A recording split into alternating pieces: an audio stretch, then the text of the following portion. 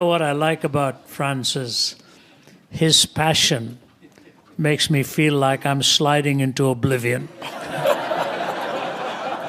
He's like a conductor and the whole world is his orchestra. Love that. Absolutely love it.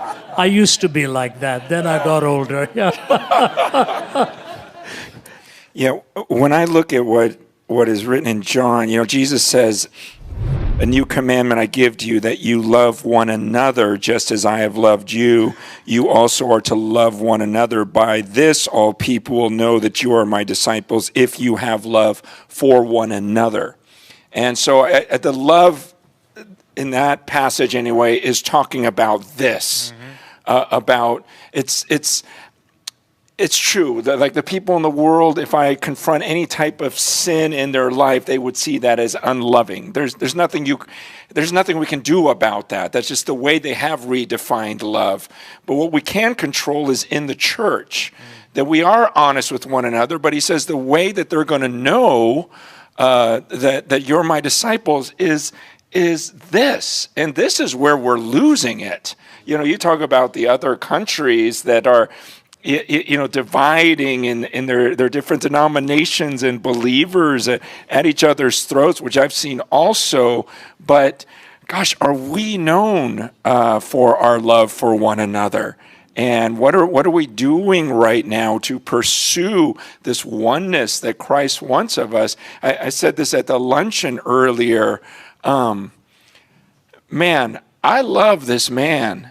The first time we met, I don't even remember when it was, but I remember maybe it wasn't the very first time, but I remember just one time because, okay, I'm not an apologist. Most of you guys know that. Okay, I'm just, I've tried, it's like my mind goes so far. And so I need brothers like this so badly. It used to be back in the 90s when a pastor felt like he just had to be everything.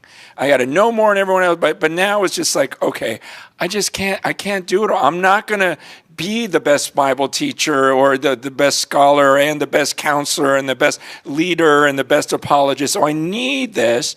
But a lot of times when I encounter someone who is a scholar, I get intimidated. I think a lot of us do. We just feel stupid, right? And usually they'll tell us why we are stupid, and they'll like, I knew it, and you just proved it to me. I already knew that. Tell me something I don't know. And so, but I remember, one of the times, Ravi, it might have been our first time meeting, and we were both going to speak in an event, and he just comes up to me and just hugs me and tells me how much he loves me and thanks God. I think he just started praying, God, it is such an honor to share the stage with this man.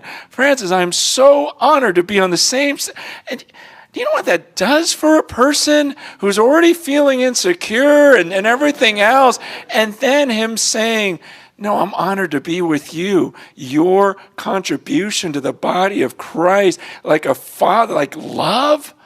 It was so foreign to me to be loved by a scholar. Seriously. And valued by one.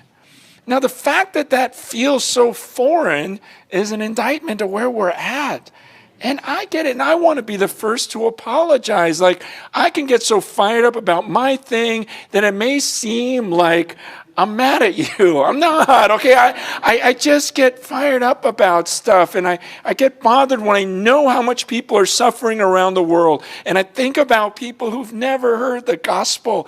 And sometimes in my zeal for something, I forget that my number one call is to love you deeply, like for this oneness. And the Bible is saying when that happens in the church, that's when the world's going to know that we're his disciples, and that's what we need to fight for.